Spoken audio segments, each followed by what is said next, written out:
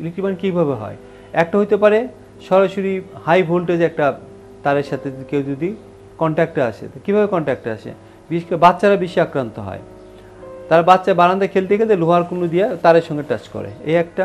আরেকটা হতে পারে যারা ওই কোনো একটা সুইচের মধ্যে ঢুকাইতে গেছে, হঠাৎ করে ফ্ল্যাশ হলো, এটাতে হতে পারে।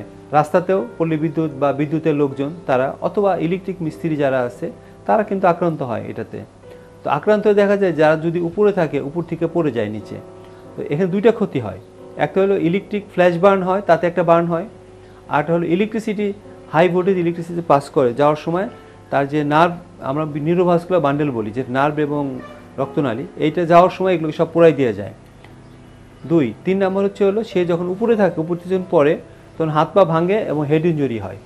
এইভাবে সে আক্রান্ত হয়। তাহলে কী করতে হবে তাকে প্রথমেই কিন্তু সাথে সাথে তাকে হাসপাতালে নিতে হবে।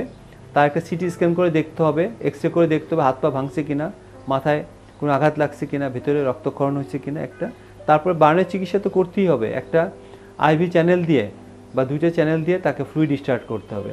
যে বাকি যেটা বলছি আমরা, তাকে নেওয়ার পথে তাকে লবণযুক্ত শরবত অথবা ডাবের পানি এগুলো খাওয়াতে হবে।